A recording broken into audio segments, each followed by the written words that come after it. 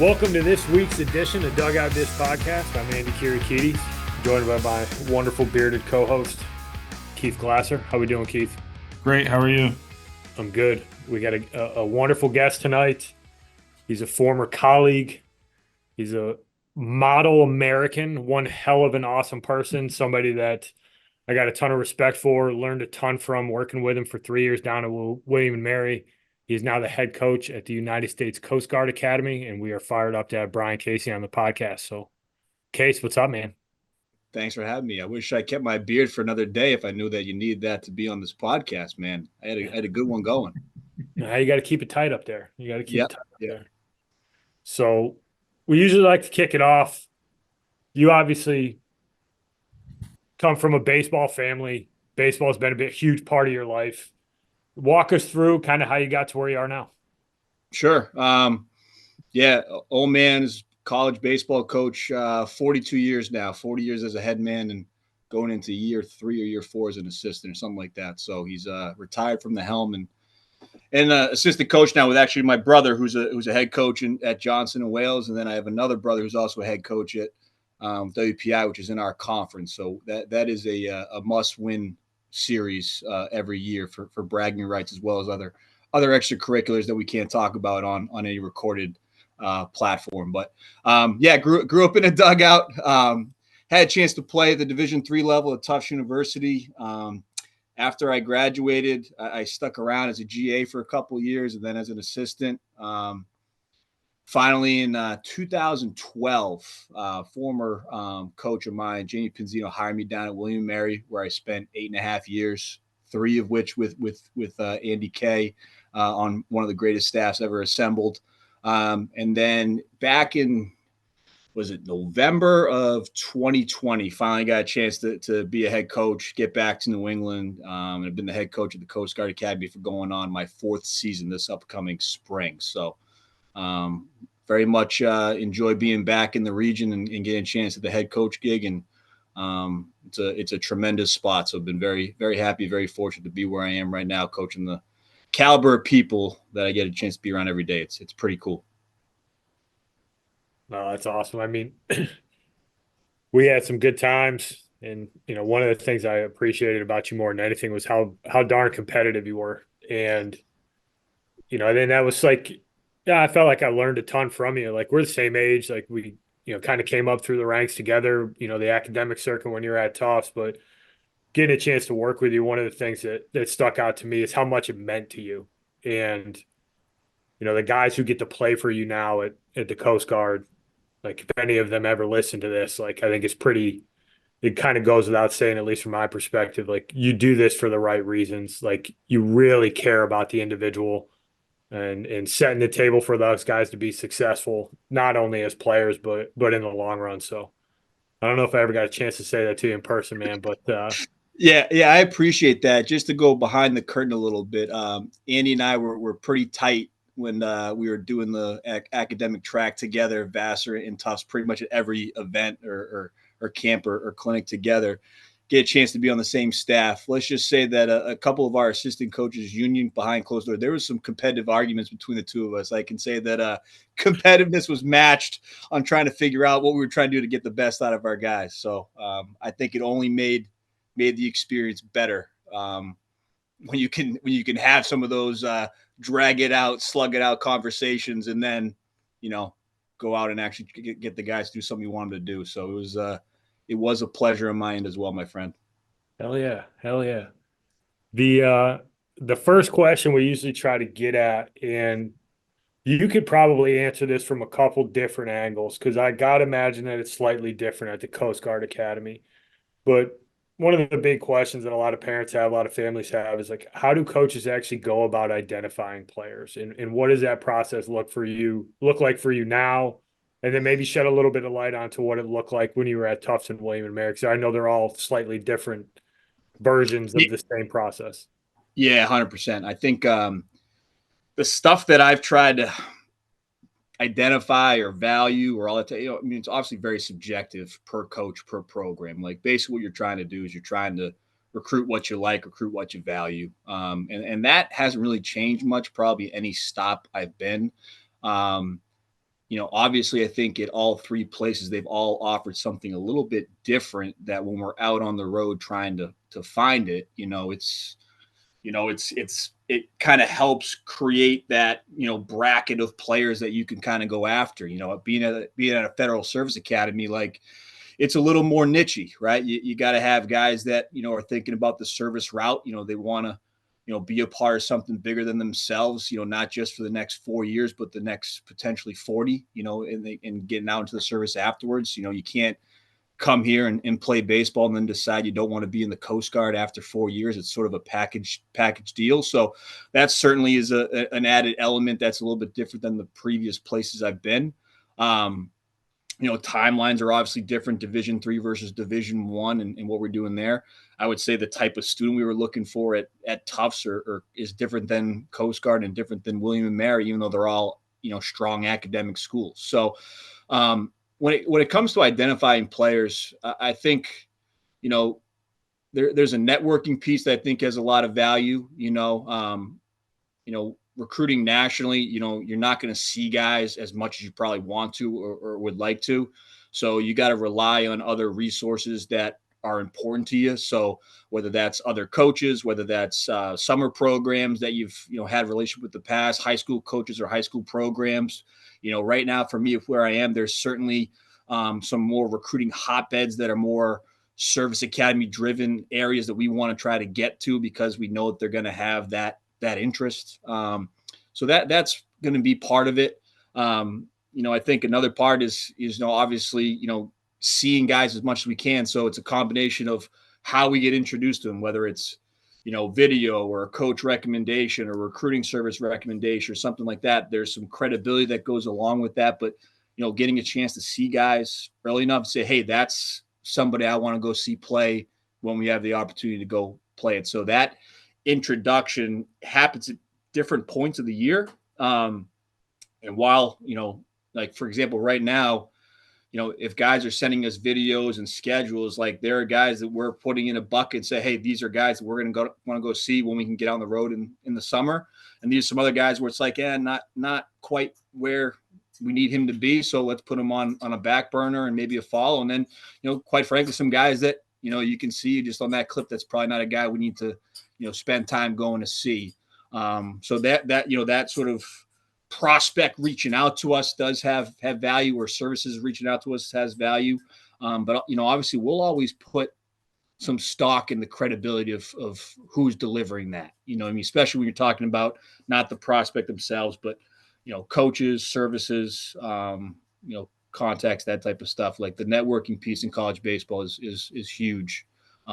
Especially when you have a national recruiting database and, it's 1, 2, or lucky 3 guys out there on the road in the summer trying to see these guys. So, that's in terms of like trying to identify who we want to see, what, probably not telling you more, anything different than most people tell you.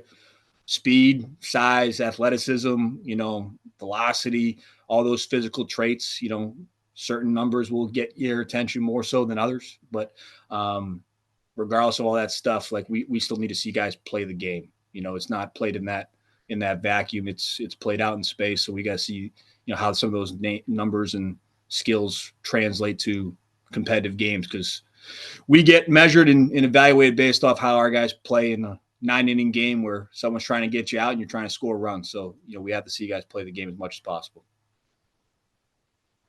The network piece is something that pretty much everybody we've had on talks about. And I know it's something we relied on big time in William and Mary. Like when you get a guy like Donnie Phillips who's banging the door on a kid, like you listen, because when you end up with Bodie Sheehan's, like, you listen to that guy next time he's got another dude for you. So that seems to be common sentiment. I think it's one of those things that a lot of people who aren't involved in this process don't understand how much college coaches talk. And a lot of times the network goes well beyond just their college coaches, but just, I mean, you grew up in New England, like the amount of high schools and travel programs that you have the ability to get to, all you got to, you're one phone call away from getting a good opinion on somebody. And, I know this is something I'm kind of speaking for you here, but we'll get into this in a minute. But the character piece, I got to imagine that plays an even bigger role where you're at now. That like you need the right type of kid. Oh yeah, I Somebody summed it up really well from one time and said, like, when you're recruiting a guy, and I would say the same thing for on the player side, on the recruit side, but when we're sitting there evaluating a dude or getting to know somebody on a visit or asking coaches about him, like one of the questions, like, is this somebody that I'm going to want to spend the next 4 years around as much as we're around them every day? Sometimes we're around these kids more so than our families in season, right? So is this someone we want to be around? And I would say that to the same recruit. Like when you're sitting there meeting with coaches and doing background checks to ask people about us, is that a coach that I want to be around for the next 4 years as much as I'm going to be around him? There has to be a relationship there. So 100%, and I can't tell you how many times I've had a coach, well, maybe not a lot, but a handful of times where I've had a coach call me, "Hey coach, this is the best player, ever recruited or coached." And I'd be like, "Well, you told me about this guy the same thing last year. Do you remember that?" Oh yeah, he's just as good, or this kid's like, you know what I mean? Like, so we don't fall for those lines, all the time. So that relationship part is huge. Networking part is huge part of this whole thing.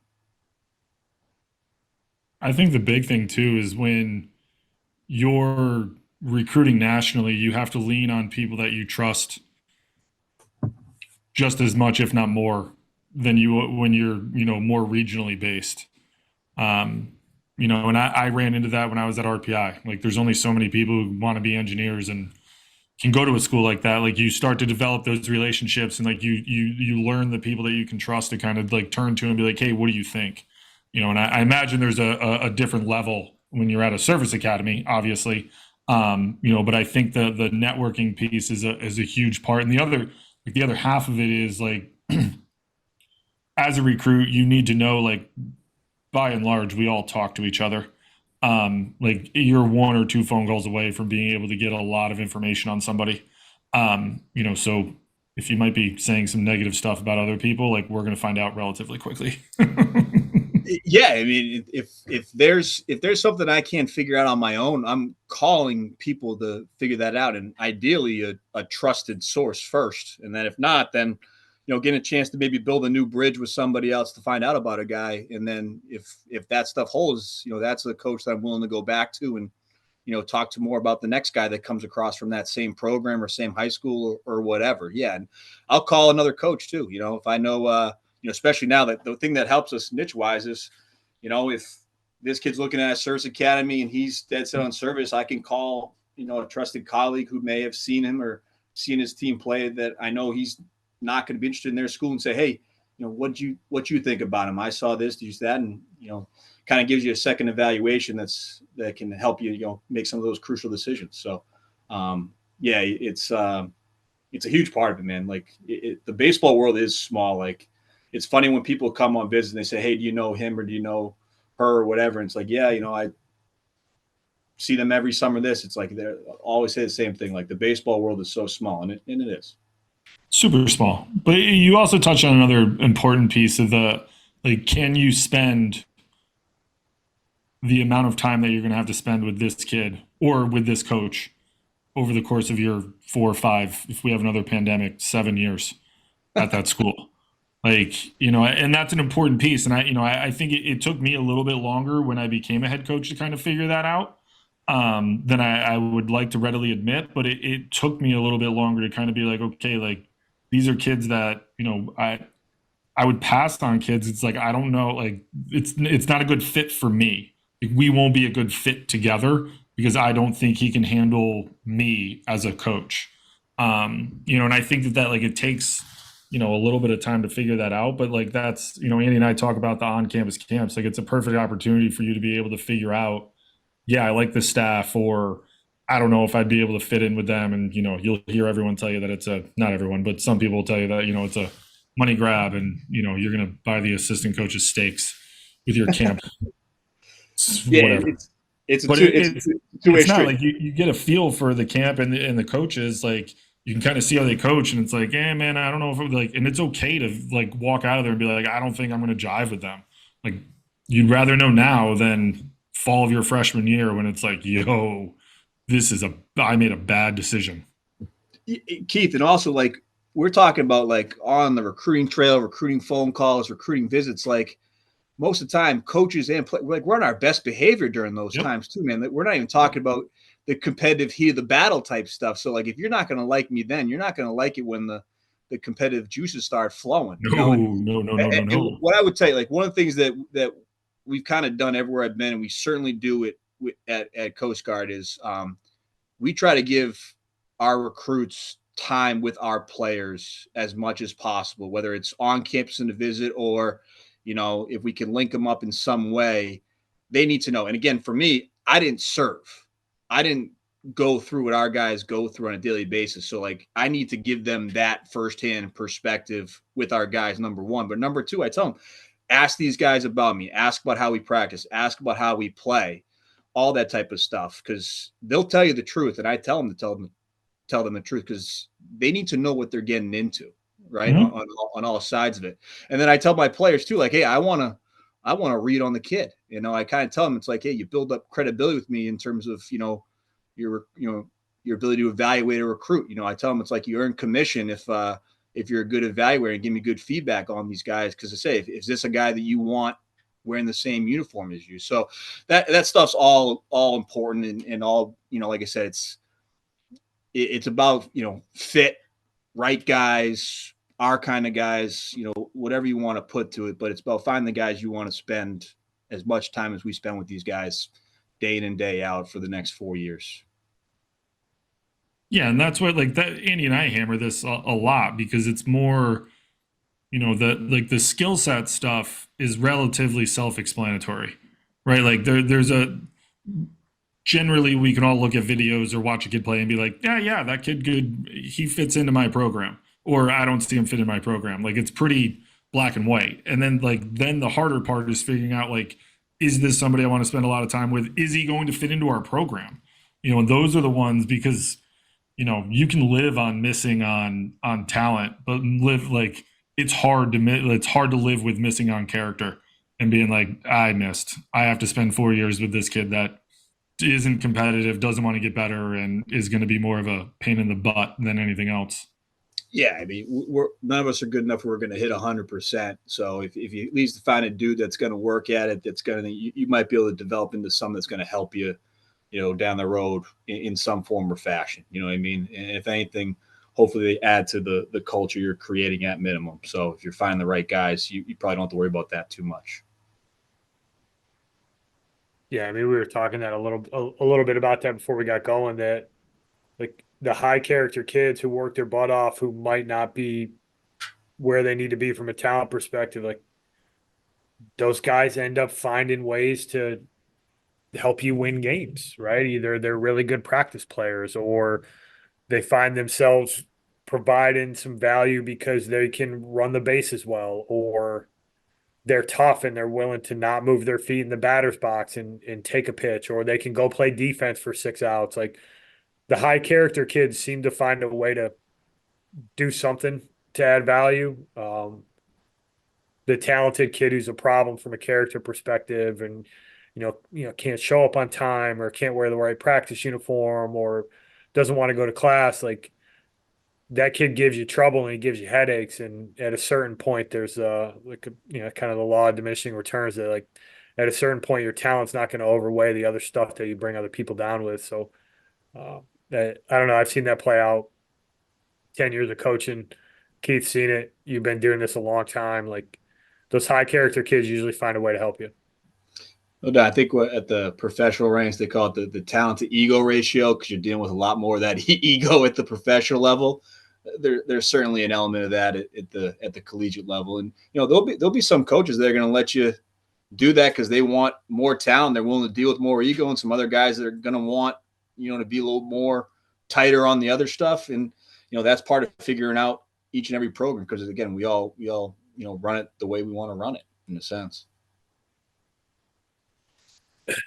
So we had a former Marine who's got a heck of a story, Anthony Silkwood, on the podcast a while back, and we had been phrasing this question kind of in the negative for a while, like what are some red flags, that you identify when you go watch kids play? But he kind of flipped it on her head and he called it, I try to look for green flags. Um, what are some of the things that fire you up when you go watch a kid play, like, and make you get excited about a kid potentially being a recruit or somebody that you see as part of your program?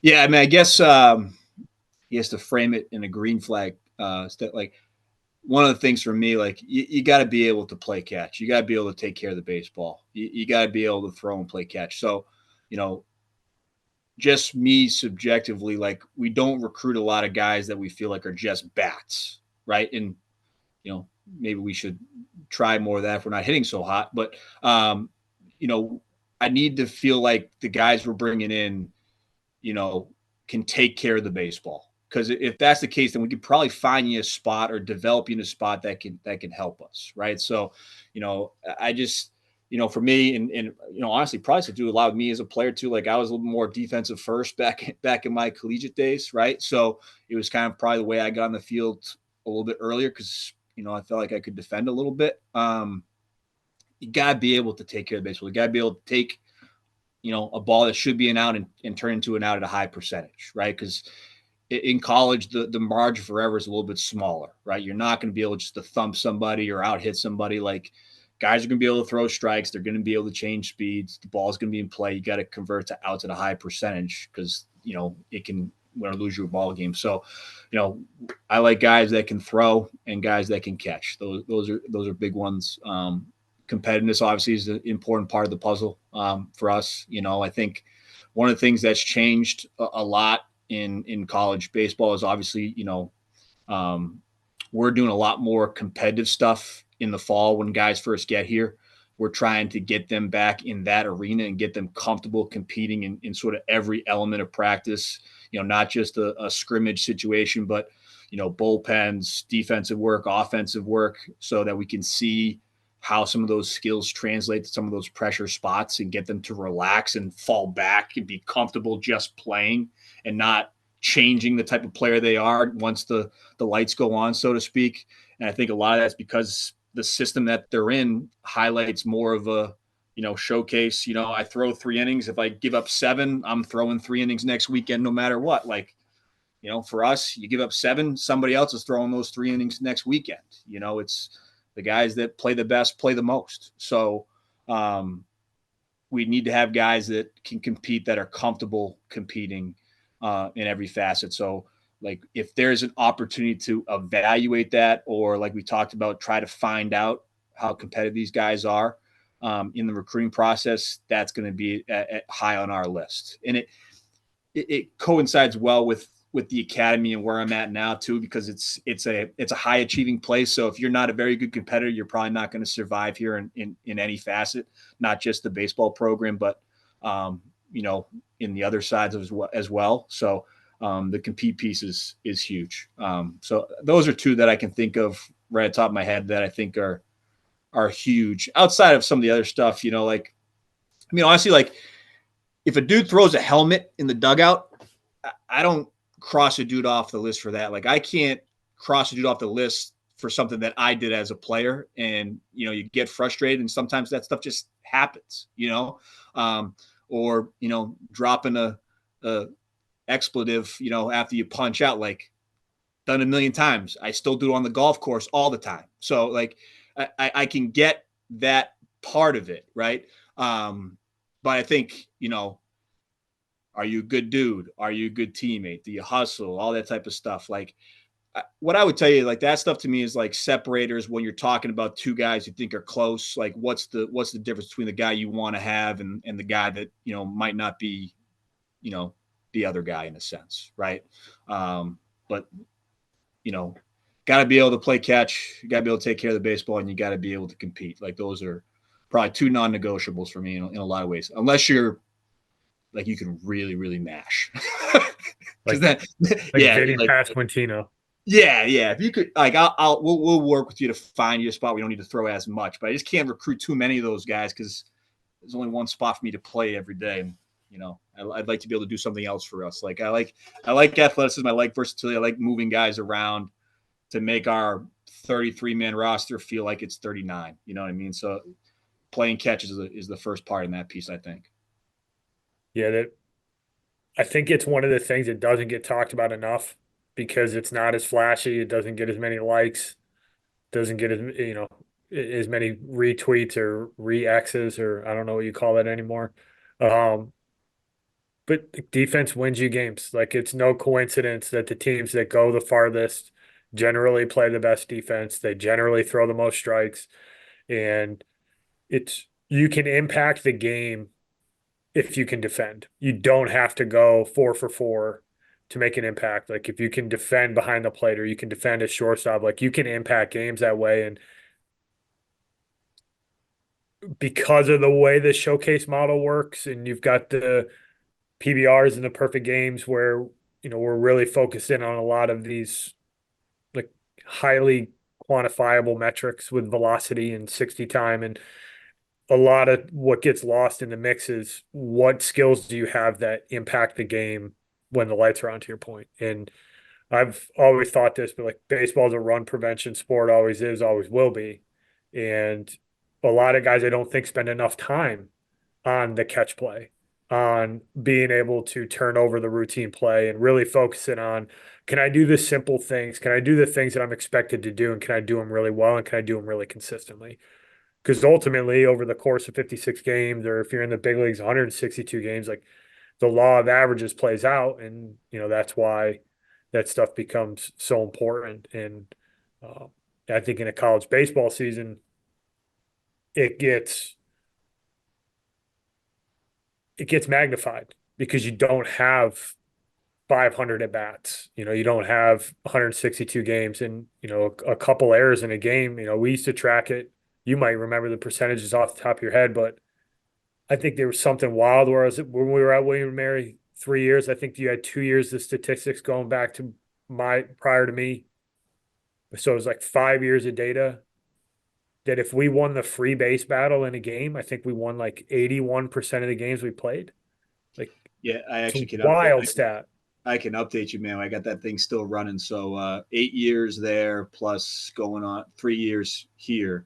It's still the same. I think we track the two biggest statistics for us is free bases and risky opportunity battle. So how many offensive chances do you create? And then, free bases between the two teams. When we win both in a game, the win percentage, I think, is like 92%. Crazy. 920. It's off the charts. And I think both individually are still upper eights when you just win just one of those. So, yeah, I mean, to your point, like it's a smaller sample size. So, like, if hitting's contagious and playing off's contagious, but you get off to a start and you haven't hit in your first 13 games, like, do you still have a chance to win?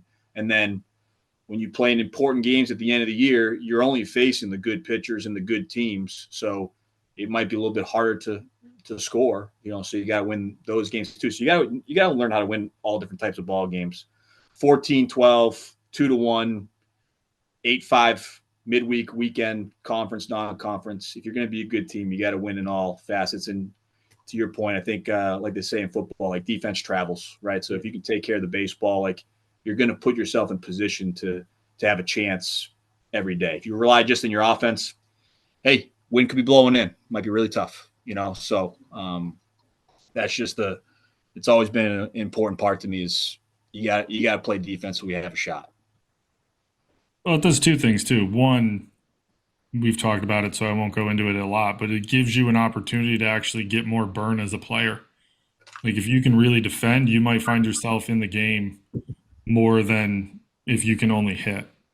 Like, because I'm more willing to put a guy in later in the game where I'm like, yeah, if I only get one at bat out of him, like that's fine. But he's going to make every play defensively, and we're going to be able to get out of this with a win. Which then opens up more opportunities for you as you get older. But the other is, and I'm glad you brought this up because I used to track the same stuff, but like in college baseball, and I know Division I, but it's pretty much across all three divisions. 50% of your games are like 1 or 2 run games. So like that's why the whole free 90s and being able to compete with runners in scoring position is huge, because if you can do those two things, like those, you're going to be on the right side of those 50%, which allows you to have stack more wins on top of each other. And I think that like what people don't understand when they get into college baseball is one, how competitive it is, right? Like one top to bottom, like baseball hasn't been more competitive at the college level in a very long time.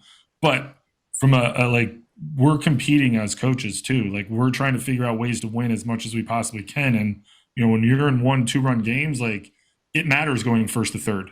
It matters taking an extra base here and there. It matters being able to stick your nose on balls and being able to take care of the baseball to get outs. It matters not to give up a walk in the ninth inning up one with nobody on and just kick start the inning. And conversely, it matters for you offensively. But like those things matter so much. And I think like in our game, we're so gung ho on like what your swing is and how good you can be offensively that like a lot of people in the youth level, we don't focus a whole hell of a lot on taking care of the baseball. And it's a common theme in everything I dealt with, you dealt with, everywhere that you've been. Like it's something that matters when you get to college. And I think that's one thing that people get hung up on when they get there, young kids, I should say, like they're not playing right away. Well, you can't take care of the baseball. Like you can't be a one-trick pony and go play in college and think that you're going to find a lot of success. You can only have one DH. So like you have to be able to do something else. And being able to take care of the baseball and like it's literally just playing catch. And coaches will lose their minds when you can't play catch. Anybody who's listening to this, like we will lose our minds and you're not going to play. Like it's just that simple. Like we literally throw every day. I don't understand how it can be this bad. But like it's so paramount in this game that I think people just you go on Twitter and it's everyone's swing. Like defense isn't sexy to like tweet out, but like it's such a giant component of the game that you have to be able to do it in order to legitimately go play in college. 100%. And it all has its place, right? Like you got to be able to hit, like you got to be able to throw strikes, like you got to be able to defend, like you have to be able to do all of it if you want to be good, right? I guess why I think it's so important is like just in terms of like the teams that we've recruited and put together, like Andy, it's too, like how many like high school shortstops do we recruit versus like high school right fielders, right? Because it's like, okay, he can defend, but maybe he's a 7-0, so now we're going to slide him to third, and all of a sudden you got a guy that can do some stuff at third base that maybe a kid that just played high school third base can't do, and you develop it, but there's more stuff there to develop when you get to the higher levels, right? Like, when guys tell me like I play right field and DH for my high school team, like that's going to throw up an alert in my head. Okay, like if I'm going to see you play, like who's playing center field for you? Like Ken Griffey? Like, okay, yeah, okay, you're good, but now I know why you don't play center. Like he's way better than you, but are you still good enough to play for us? Or it's you're playing right field because you have some deficiencies and you can't play center, or you're playing first because you can't play short, or whatever it is, right? Like people, I think, get put in spots more so because of their deficiencies than their strengths.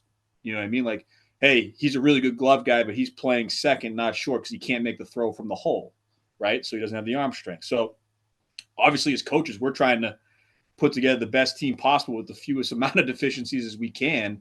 And obviously college with recruiting and development, like we're able to sort of close some of those gaps or do some of those things, which is huge. But I guess not to say like we want to hit a bunch of doubles, we want to hit, we want to score runs and do all that stuff. It's just if we play really good defense, we don't need to score 10 to win that day. We might be able to do it with 4.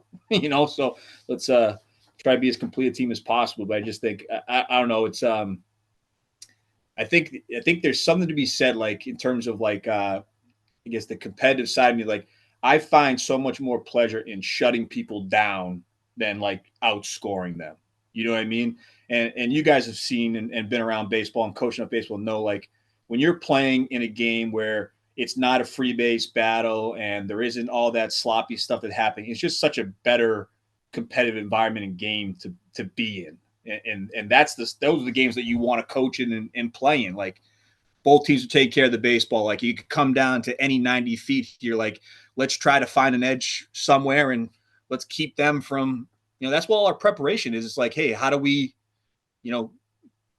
shut down their opposing offense? Like how do we limit their opportunities? That's what we talk about all the time from a pitching and defensive standpoint. It's like, how do we not completely take away all, because it's not going to happen, but how do we limit opportunities so we can win those separation things, because that impacts the game immensely. So I think that stuff I have fun coaching that part of it. Like I enjoy that piece of it. Yeah, because you actually get to coach and you get to think through it, right? Like when it's just a slugfest, you're just trying to find somebody who can put out the fire and like, but when you get into those games and the pitch calls and do you hit and run? Do you bunt? Like how do you position your outfield in this spot? Like you get to really think about the details. And from a coaching perspective, like that's all we got. Like we don't get to throw it. We don't get to do any of that stuff, but you can think through like there's a guy in scoring position right here. This dude isn't the guy we want to face right now. How are we going to pitch him because we feel better about pitching the next guy? Like I know you've had that exact conversation in your head as we're trying to get through UNC Wilmington's lineup is like, hey, this is a better matchup. We don't need to pitch to that guy. But you don't get to think about that stuff when the bases are chalked all the time. Like you can't go through the details of decision making and those pitch to pitch decisions that are, for nerds like us are like, that's the fun part of baseball is that every pitch is a totally different problem you're trying to solve. 100%. Yeah. I tell the guys too, like when we have some of our preseason meetings and we're starting some of our live stuff inside and we're talking about trying to like, hey, we got to be really good at competing internally because this is all we're going to have really for the next 5 weeks before we play somebody else. Like I tell them, like, guys, this like I get jacked up when we do our live stuff because like this is my competitive piece. Like this is I'm in it with you. I can't do it anymore. Like I can't do it for you, and you don't want me in the batter's box for you either, right? But I'm in there with you because this is my competitive piece. Like this is part of the reason why I coach. Like I enjoy this part of it. So like we're invested in you because this is the stuff that we want to do and be around all the time. It's addictive. 100%. I mean, I've actually had a lot of people recently ask me because it's been a full season that I haven't coached. It's been like, do you miss it? And my answer to everyone is like, I miss the in-game coaching stuff, like the tight game stuff, when like it starts to matter, and you're like, okay, and now you're trying to think like 3, 4 innings ahead while staying in the moment with what pitch calls we need to make, all that. Like I miss that part of coaching. Like I miss being on the field and being around the guys too, but from a pure coaching standpoint, like I miss that stuff. Like I wouldn't trade what I'm doing now for that, but I do miss that part of it. Like that's the super fun part of coaching of like, okay, 1-run game in the 7th. What do we got going on here, boys? And now you're rolling through what guys you have in the bullpen. What matchups do we have? Where are they in their lineup? Like, where are we in our lineup? What do they have left? And all of a sudden, like that, the mental gymnastics that you're pulling over the course of the next 45 minutes to an hour is the super fun part of coaching. And just to bring it back to like the players, the recruits themselves, like when you have 34 guys in the dugout that you feel are in the same spot as you, like that's what makes it cool. You know what I mean? Like you're with guys that want to be right where they are and doing that stuff and competing and enjoying it. And again, that's why I mean you have to enjoy competing to be in our program, like because we're trying to create that as often as possible, and we want to be in those spots all the time because that's what makes it fun. Like that's why you put in the hours and hours. Like nobody puts in hours and hours of work to then basically say, hey, I'm going to go hit on the tee for the next 30 minutes and make it really competitive. Like that's not fun, right? Like the fun part is, hey, I've done this stuff. It's us versus them. It's me versus you. Let's see what happens. And then go back to the drawing board and do it again. Like that's the fun stuff. Yeah, we had Tim Mayza on the other day. It was interesting. Like he's a big leaguer, pitching with the Blue Jays. And he's one of the best lefties in baseball last year. And we're talking through like his off season and like different stuff that he does and whatever. But he kept coming back to competing. Like I need something that's competitive. And he was talking about being a multi-sport athlete and how he thought that was really important in his development and stuff. But he kept coming back to, can I find ways to do my work in a competitive environment? Like, can I make my bullpen competitive? Can I work out with somebody where it becomes a competition? And he kept coming back to that. And I know that that was at the core of everything that we did, was trying to get guys to compete. Sometimes you can trick them to compete by making it really fun, and they don't even Team really day. know that like you're competing. But yeah, so but it's such a huge part of being successful at that level. Whether it's whether you're playing at the Coast Guard or you're playing at Wake Forest, like you got to be ultra competitive to be in that dugout. Or else it's just not going to be fun. Like you have to enjoy that part of it.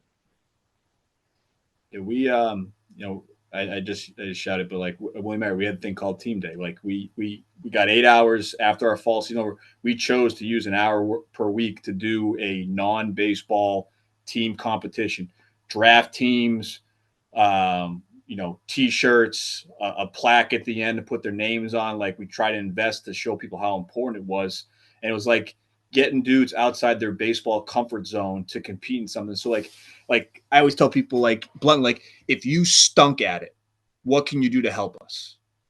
Right. So it's like it's non-baseball. Like if you can't, like we played indoor soccer, right? If you stink at soccer, what are you going to do when you're out there to help your team win that point? Right. Like that's a huge, huge part of it. And like we're still doing that now. Like obviously care hours and all that stuff's a lot different, but we've found a way, with our days and our time to build that in. So like this year we did kickball, we did indoor soccer, and I made them do left-handed dodgeball or oppo hand dodgeball, which was hilarious, by the way.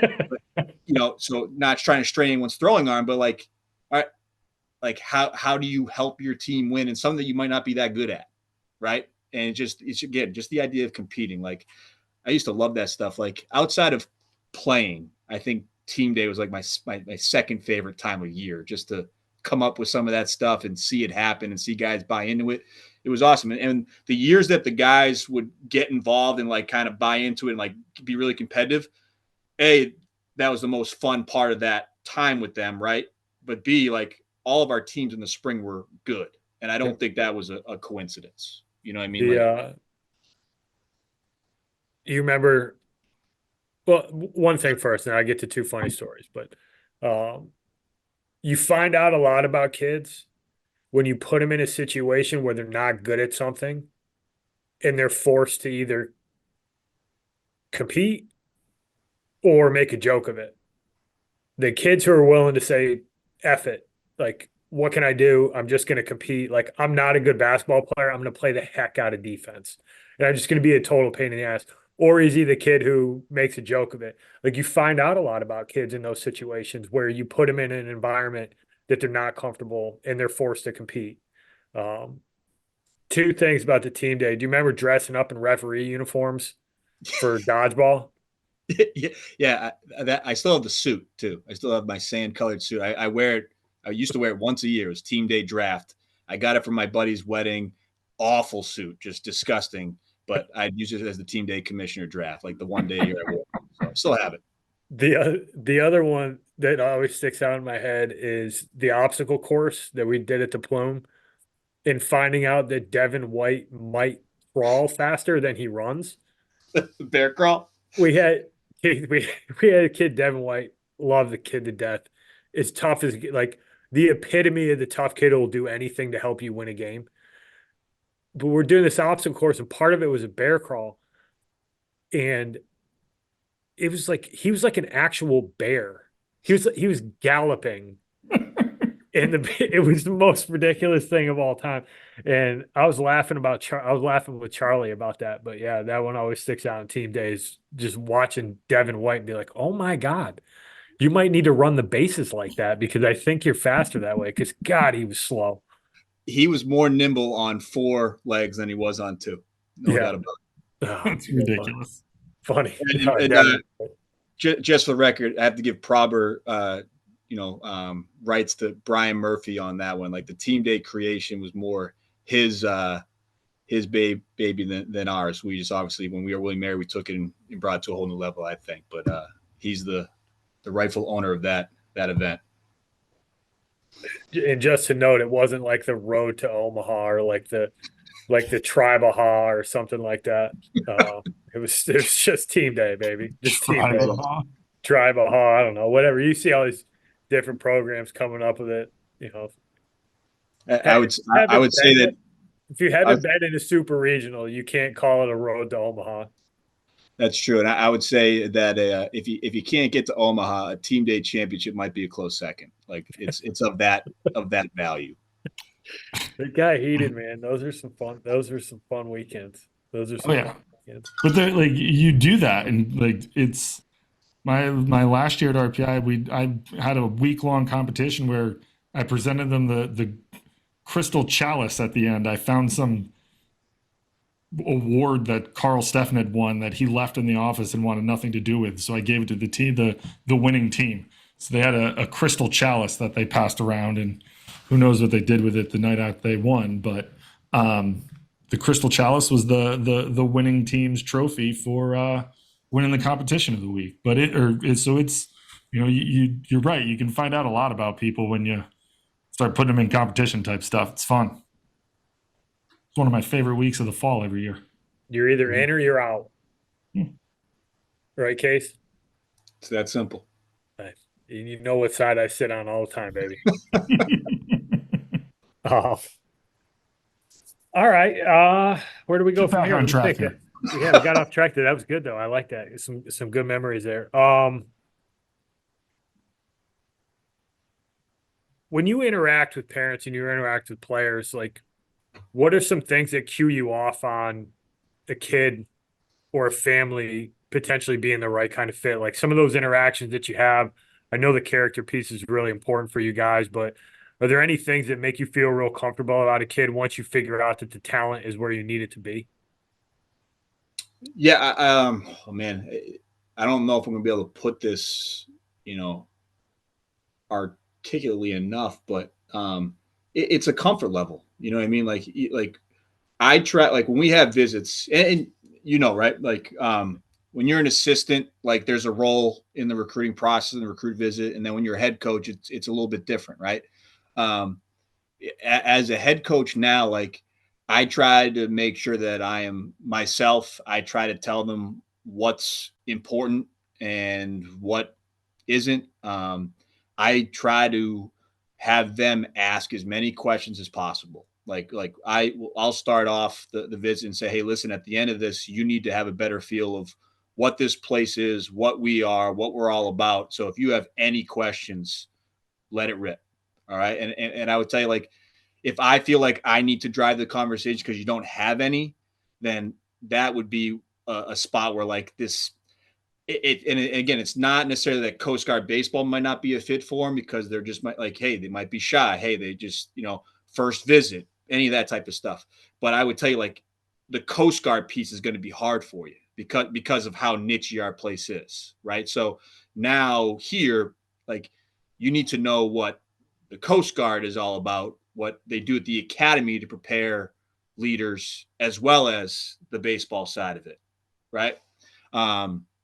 So like I try to get to like, hey, what do you want to know? I'll tell you everything. Because like I can't pull punches at this place and have you show up day one of Swab Summer and have it be completely different than is, because you won't make it. And this isn't a portal place, man. Like we don't have guys transfer in here. Like if it's a transfer, it's one way and it's on the way out, because the Coast Guard probably isn't a fit for you. Not necessarily our baseball program. It's just that, hey, this is not what I want to do with my life, right? So I want people to come on campus prepared to know and ask what they want to know. Because again, you'll get this thing, hey, what should we be asking? I don't know. What do you want to know? Do you want to know what we eat on the road? Do you want to know what style of offense we try to run? Or do you want to know how good the war room food is? Like, you ask what you want to know. What do you need to find out to figure out if this place is on your list, if this place is something you're serious about? All that type of stuff, and I think from a baseball specific standpoint, like I will gauge a lot based off some of the questions they ask about the baseball piece. Like if a baseball recruit came on campus and we didn't talk much about baseball, I don't know how comfortable I would be with them being with us. Because I would say, like, baseball is super important to us, right? It's super important to me. Like, I'm a civilian baseball coach. Like, my job at the academy is to coach baseball and use that as a vehicle to help our guys prepare for, life in the fleet. But like, if you're not invested in the baseball part, like, you're not going to fit in well with our guys. Like, you're probably not going to make it, because there's more on your plate at our academy, right? There's more stuff you got to do than the average college student, right? So you got to know what you're getting into, and then to play competitive baseball in the region we're in the conference we're in, and the level of competitiveness in our program, like, baseball has got to be really important to you to go through all that stuff and enjoy it, right? So, selfishly, I say, like, your academics and your military training are 1A, baseball is 1B. If it falls to 2, then you're going to have a tough time, right? And our guys are pretty good about the balance and all that type of stuff. But I just think from a mindset standpoint, that's the way you got to kind of look at it. So, long way to answer your question, but I think, like, coming on a visit, like, being prepared with questions to find out what it is about this place, and have those questions be geared around what we are. Like, if you're asking me a bunch of liberal arts questions, it's not what we are. So, like, it's almost like you prepared for a generic visit and not for a visit to the Coast Guard Academy. So, and I think that's stuff that's controllable. That's stuff that they should be doing ahead of time before they even step on campus to figure out, if this is what it is. Because we've had guys that are set on the service academy from the get-go. Like, I'm looking at Army, Navy, Air Force, Coast Guard. Like, I know I want to serve and I want to play baseball while I do it. We've had some other guys that service wasn't on their radar when they started their process, but we saw them play. They got introduced to the Coast Guard. They did their research to figure out what it actually is and what we do. They come on campus, they visit, they came prepared with good questions. And we got some that are in our program right now that are playing baseball and preparing to be officers. So, like, there's different tracks, right? But because they were engaged in trying to figure out what this place is specific to their process and college selection, process, right? They got more out of their visits and end up being here. So I think I learn a lot from those questions that they ask on their visits in terms of if they're seriously engaged in this place or not. Yeah, it's interesting you said some kids come in there and that's not the route that they necessarily thought that they were going to take. We talked to Chris at West Point, and he said the same thing. He goes, a lot of our guys weren't dead set on coming to Army, but when you roll out everything that it is, everything that it stands for, where it can get you in the long run, the competitiveness of the baseball program, and you start to put all those pieces together, some kids go, wait a minute, like, yeah, that is a fit for me. But to your point, the preparation, like, if you're showing up on Coast Guard Academy's campus and you have no intention of being at a service academy, you have no idea what it requires or don't even have questions, then you probably missed the boat and wasted your time to show up anyways. Yeah. Interesting. Last question we try to close out with. And you've done this at a bunch of different levels, so I think you have some really good insight for this. But what's some advice that you would give to a family and a student athlete as they try to navigate the college recruiting process? I mean, outside some of that preparation stuff I just mentioned, recruiting's a two-way street, right? So the more you know about what you're looking for is going to help filter, just like we're trying to navigate the hundreds of players to figure out who are our 6, 8, or 10 a year, right? The question that I've found recently, I think that's had some value that I've shared with people when they ask a question like that is, you need to evaluate, how much you care about baseball, and does that place care about baseball on the same level, right? So there are a lot of good programs out there, with some of the development that's happening at the collegiate level, NIL stuff, you see your further separation between conferences, schools, divisions, all that type of stuff, right?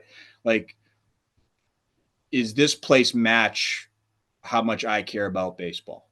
Right. Because then you get away from some of the, you know, conferences or divisions or any of that type of stuff, and you get closer to finding the best fit for you. So like if you came on campus and like I mentioned, you don't really care much about baseball, but you're just talented enough where like you could play at our level, right? Like it's not going to be a good experience for you, right? Like you need to care about baseball to play at the Coast Guard Academy.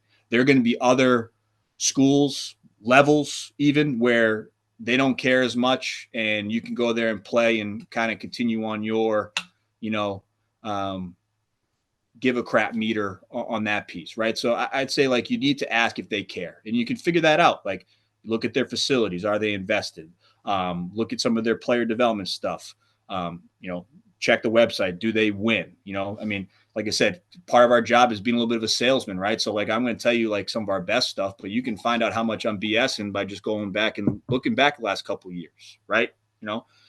Coach says that they care about baseball, but they haven't won more than 10 games in 5 years. So like, do they actually care, right? So I think you got to find out the investment level, because if you're going to put that much time into it and you're going to invest yourself in that piece of it, you probably want to see that return, from the other side, or else it's just not going to feel right. So I think that's a question that I've told people recently, because again, being at the Division III level, Division I level, now back at the Division III level, there are Division I schools that we could be, right? Because our guys in our place care more about baseball than some other places, right?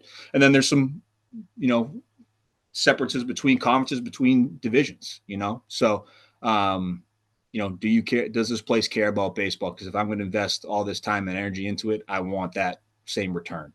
So I think that's an important piece to ask yourself when you're looking at places, when you're evaluating places on visits. Do you feel like this place cares as much as you do? And if that matches, then it's probably going to be a spot you're going to feel good about, outside of the other demographic stuff that you gotta make sure line up. Love that. Yeah, you hit on a couple things that we talk about. And if you haven't been doing this, the easy way out of the conversation around the levels of play is just to assume that Division I is better than Division II is better than Division III. But I think you hit on a couple things that are important, that the number next to the division doesn't necessarily equate to the quality of baseball, and it certainly doesn't equate to the seriousness of the program and the individuals who are running that program, how much they care about it, what type of program they're running, what's the output from that program. And it's not always just the wins and losses, but are those kids who are in that program, are they popping out the other side of it better people? Are they popping out the other side of it prepared to take on the real world? Um, and there's a lot of Division I programs that I think people would be crazy to send their son to. And that they would be much better off going to a really competitive Division II or Division III program where the culture's in place, there's a standard, there's a level of competition. You're gonna, you know, you're gonna be there, and you're gonna come out the other side of it a better person. And I think that's something we try to steer our guys to, is like, hey, this isn't. If you're attaching yourself to a bumper sticker, you got to reset your mind, your mindset, and you got to really think about, who am I playing for? Am I getting the education that I want? Am I going to have an opportunity to compete when I'm there? If you could check a couple of those boxes, you can usually find some really awesome places to go play college baseball, because there's a lot of them out there. Yeah, I know, and the thought process changed a little bit, because I know before the transfer rules all changed. Like the whole thing was like, hey, you want to make sure you do your due diligence because you don't want to go through this process twice. Well, obviously, transferring now is easier than it's ever been, and it certainly made the recruiting process more competitive, because you're not just competing against other guys in your grad year. You're competing against guys that already have college experience that might be coming in, right? So again, it's fit, right? So do your due diligence, know what you're looking for, make sure you check all your boxes, because ideally you don't want to do it more than once, right? And you want to find that place. I think there's still, it's hard to find places, or hard to beat the experience of being at a place and being in a program, I think, for 4 years. And that's just me. Like, I think if you're in there and you're invested for all 4 years, the coaches are invested in you, you're invested in that program, you're with your buddies, you're going through it together. Like, I still think that stuff has a ton of value. And to your point, you mentioned it too, like big picture stuff, like what's this next 4 years going to do for beyond? And if it's only baseball that's driving that decision, which for some it isn't, that's fine. Like, if you're a really good player, it's probably going to take you some places. But if not, like, it's good to have a fallback plan or have some insurance policy built in a little bit, and I could tell you, like, the unique thing from my coaching experience is I've been at 3 places where seeing guys go out and come back and seeing the sort of return on that investment they made in that decision that they did. And it's been positive, not that they weren't all Americans, but I think the network that they're in, like, it's a network of successful people that they're in, and you go from one competitive arena to the next. And I think they're ready for it, and they do well because of their time and consistency within that for 4 years, as opposed to, jumping around from spot to spot, just looking for, a certain number at bats or a certain number of innings pitched. But, I can't blame those guys either, because I might have done the same thing too if that was an option for me. I just wasn't a good enough player where it was an option. So, I was lucky I got a chance to play, where I was. So leave it at that. My best playing days came after college in a men's league. That's when I put my best numbers. So, There's a good men's league, though. It gets better by the year. There's something to be said about competing too, right? And like me and Keith have this conversation all the time. There's a million reasons that kids go into the portal, and it's not the bad. Like, the easy thing is just to blame the kids and call them quitters. Like, kids transfer for different reasons, but there is something to be said that you understand that you got to compete and, like, earning something at a place. Like, there's value in that. And, I don't fault any of these kids who go in. Like, I think they all go in for different reasons. I think each kid's story is a little bit different, but the reality is college baseball is super competitive. And, if you think that you're just going to play as a freshman because you're supposed to, like, you probably got, rude awakening coming for you. Like, you got to go earn it. You got to be able to compete. And there's a ton of positives that come out of having to earn that kind of stuff and show up and compete every day and get your opportunity and capitalize on it. And, there's not a lot of freshmen who get a ton of rope right away. They're just going to go step on and be the dude. Like, there's just not a lot of those guys. So, yeah. No. But you also hit on another important piece that I want to touch on very briefly. Like, the information's out there when you talk about programs. Like, when you're being recruited, and you can go look how good programs have been under certain staffs. And obviously you got to take it for what it's worth. Like, if they've only been there for a year, then it's a little different than people who have been there for 10. If they haven't won, or nobody's been a conference player of the year or made first team all conference, all region, all American, like, those are things you want to take into consideration as well. I think that's like just as much as, like, because you touched on it earlier and we talked about it, like, we're all on our best behavior in the recruiting process.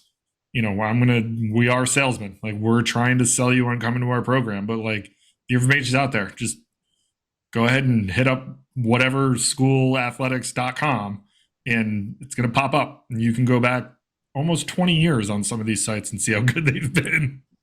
See, like, the information's there, and it's worth diving into to see what's happened. Baseball World Smart. You can ask about us too. Ask some people. Correct. Might not like the answers you get, but you can ask. That's okay. That's okay. Yeah. Well, Case, I can't thank you enough, man. I'm glad that we got a chance to do this. You always got fans on this side rooting for you. So you're the best. I appreciate every minute we got to spend in the dugout together, and really thankful you were able to give us an hour and a half of your time. My pleasure, guys. Thanks for having me. If I can do Thanks, anything to guys. support this, let me know. Sounds good, dude. Hopefully we'll find somebody that we can make a home at the Coast Guard Academy for. Love to see it. All right. Well, thanks everybody for listening. Check in next week. Thank you for listening this week. If you're watching on YouTube, go ahead and hit that subscribe button and smash that like button for us. Check us out on Apple Podcasts, Google Podcasts, as well as Spotify. You can follow us on Twitter and Instagram at EMD Baseball. If you want to find out what me and Keith do to help families and players navigate the recruiting process, go ahead and check us out on emdbaseball.com. Take a few minutes to check out our new online academy. I promise you'll get some good information out of that. Thanks again for listening. Check in with you next week.